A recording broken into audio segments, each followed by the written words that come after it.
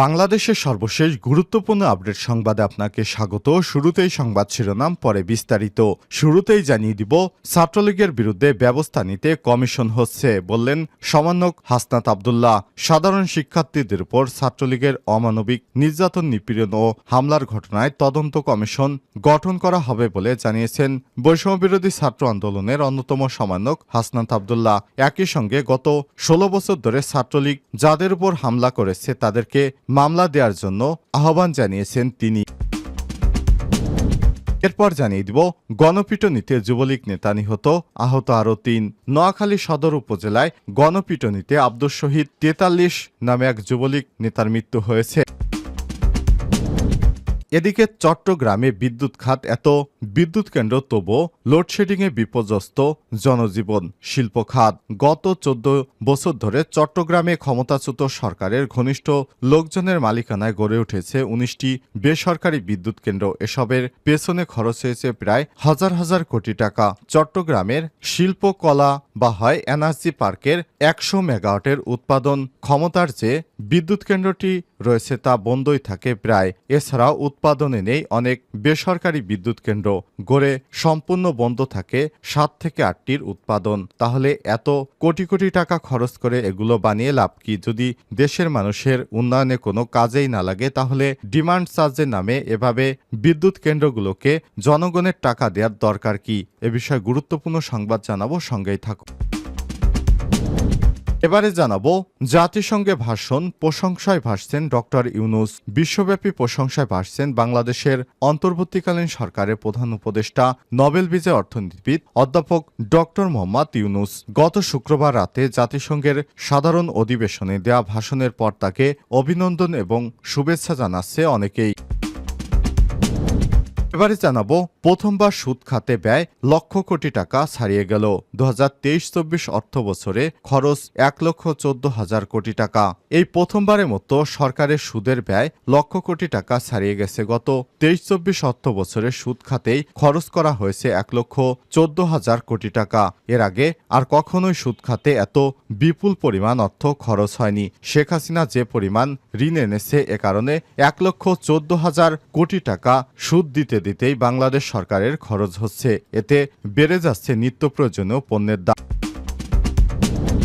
এবং সর্বশেষ জানিয়ে দিব, পশ্চিমাদের পারমাণবিক শক্তির সঙ্গে লড়াই করে জিততে হবে বললেন ল্যাভরভ। রাশিয়ার পররাষ্ট্রমন্ত্রী সের্গেই ল্যাভরভ বলেছেন, ইউক্রেন নিয়ে শান্তি প্রস্তাবে বিকল্প খোঁজা নির্বুদ্ধিতার শামিল। একই সঙ্গে ইউক্রেনকে বাঁচাতে হলে পশ্চিমাদের রাশিয়ার পারমাণবিক যুদ্ধকে মোকাবেলার সক্ষমতা থাকতে হবে, এমনই সতর্ক বার্তা দিয়েছে রাশিয়ার পররাষ্ট্রমন্ত্রী সের্গেই ল্যাভরভ। প্রিয় দর্শক, এতক্ষণ শুনছিলেন সংবাদ শিরোনাম, এবারে বিস্তারিত।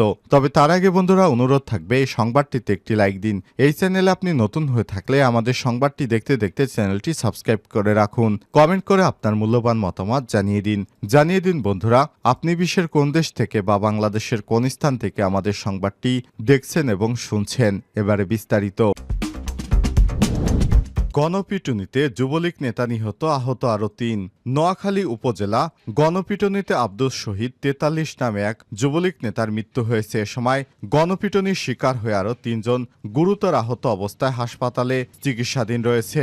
এদিকে গণপিটুনির একটি ভিডিও সামাজিক যোগাযোগ মাধ্যমে ভাইরাল হয়েছে। নিহত আব্দুস শহীদ পূর্ব চরমটুয়া ইউনিয়নের যুবলীগের সহসভাপতি এবং মমিনুল্লাহ মুন্সির ছেলে। এরপর আহতরা হলেন মোহাম্মদ জামাল হোসেন ৪২, মোহাম্মদ জাবেদ ২৮, মোহাম্মদ রিয়াদ হোসেন ৩৬। এদিকে গণপিটুনির ১ মিনিট ৮ সেকেন্ডের একটি ভিডিও ভাইরাল হয়। এতে দেখা যায় আব্দুস শহীদের হাত পেছন থেকে বাঁধা, ঘরের ফ্লোরে রেখে তাকে পিটুনি দিচ্ছে কিছু যুবক সহ কয়েকজন। এ সময় তারা তাকে লাঠি দিয়ে মারতে থাকে এবং কেউ কেউ মাথা, মুখে ও বুকেও লাথি দেয়। পুলিশ এবং স্থানীয় সূত্র থেকে জানা যায়, দুপুর ২:৩০টার দিকে উপজেলার পূর্ব চরমটুয়া ইউনিয়নের ৭ নং ওয়ার্ডে ছাত্র জনতার নামে নামে কিছু লোক ইসমাইল মুহুরীর বাড়ি ঘেরাও করে। এ সময় তারা একটি পাইপ গান সহ আব্দুস শহীদ ও মোহাম্মদ জামাল হোসেন, মোহাম্মদ জাবেদ ও রিয়াদ হোসেন নামে 4 যুবককে আটক করে। পরে তাদেরকে গণপিটুনি দেওয়া হয়। খবর পেয়ে যৌথ বাহিনীর সদস্যরা ঘটনাস্থলে গিয়ে সন্ধ্যায় তাদের উদ্ধার করে। পরে একটি পাইপ গান সহ আহত 4 যুবককে আটক করে সুধারাম মডেল থানায় স্থানান্তর করে। পুলিশ আহতদের 250 শয্যা বিশিষ্ট নোয়াখালী জেনারেল হাসপাতালে ভর্তি করলে সেখানের চিকিৎসাধীন অবস্থায় সন্ধ্যা 7টার দিকে আব্দুস শহীদের মৃত্যু হয়। সুধারাম থানার ভারপ্রাপ্ত কর্মকর্তা ওসি মীর জাহেদুল হক রনি জানান, স্থানীয়দের সংবাদের ভিত্তিতে যৌথ বাহিনী ঘটনাস্থলে গিয়ে আহতদের উদ্ধার করে হাসপাতালে ভর্তি করান। এর মধ্যে শহীদ সন্ধ্যায় চিকিৎসাধীন অবস্থায় মারা যায়। ঘটনাস্থল থেকে একটি পাইপ গান উদ্ধার করে যৌথ বাহিনী। এই ঘটনায় এখনো কোনো অভিযোগ পাওয়া যায়নি বলেও জানান তিনি।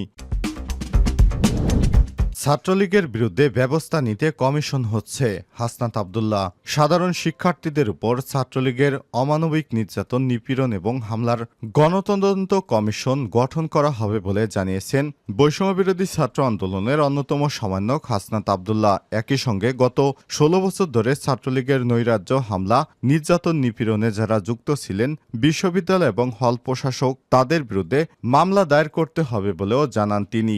গতরাতে সামাজিক যোগাযোগ মাধ্যমে ছাত্রলীগের হামলা, নির্যাতন এবং তদন্ত কমিশন গঠন শিরোনামে দেয়া এক পোস্টে এসব কথা বলেন হাসনাত আব্দুল্লাহ। ফেসবুকে দেয়া ওই পোস্টে হাসনাত আব্দুল্লাহ বলেন, গত 16 বছর ধরে আওয়ামী লীগের পোষ্য গুন্ডা বাহিনী ছাত্রলীগ দেশের শিক্ষাঙ্গনগুলোতে ত্রাসের রাজত্ব কায়েম করেছে। ছাত্রলীগ বিরোধী মতে শিক্ষার্থীদের উপর নগ্ন হামলা, নির্যাতন ও নিপীড়ন চালিয়েছে। এমনকি ছাত্রদল, ছাত্র শিবির কিংবা অন্য কোনো রাজনৈতিক দলের সঙ্গে সম্পৃক্ততার অভিযোগ এনে অনেক শিক্ষার্থীদের উপর হামলার এবং নির্যাতন করেছে। তিনি বলেন, জুলাই বিপ্লবের পুরোটা সময় দেশের শিক্ষা প্রতিষ্ঠানগুলোতে ছাত্রলীগ ধারাবাহিকভাবে হামলা চালিয়ে এবং আন্দোলনকারীদের বিভিন্ন বাধা দিয়েছে। হাসনাত আব্দুল্লাহ বলেন, 16 জুলাই ঢাকা বিশ্ববিদ্যালয় ক্যাম্পাসকে রক্তাক্ত করেছে ছাত্রলীগ। নারী শিক্ষার্থীদেরকেও ছাত্রলীগের নৃশংস থেকে রেহাই পায়নি।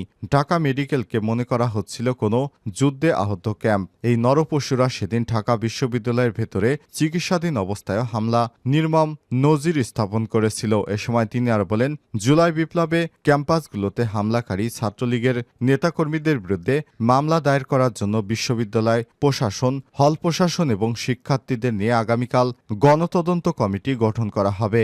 জুলাই বিপ্লবের আগেও গত 16 বছর ধরে ছাত্রলীগে যারা নানা সময় নৈরাজ্য, হামলা, নির্যাতন, নিপীড়নে যুক্ত ছিলেন, বিশ্ববিদ্যালয় হল প্রশাসককে তাদের বিরুদ্ধে মামলা দায়ের করতে হবে। গণতদন্ত কমিটি গঠন করা হলে হল প্রশাসন এবং বিশ্ববিদ্যালয় প্রশাসন উদ্যোগ নিয়ে ছাত্রলীগে হামলাকারী এবং নির্যাতনকারীদের বিরুদ্ধে মামলা দায়ের করবে। এটাই জুলাই অভ্যুত্থান পরবর্তী বিশ্ববিদ্যালয় ক্যাম্পাসগুলোতে শিক্ষার্থীদের অন্যতম প্রধান দাবি। এই দাবিতে কালক্ষেপণের সুযোগ নেই। কালক্ষেপণ করে ছাত্রলীগের সন্ত্রাসীদের পুনর্বাসন সুযোগ করে দিলে শিক্ষার্থীদের কাছে বিশ্ববিদ্যালয় প্রশাসনকে জবাবদিহি করতে হবে।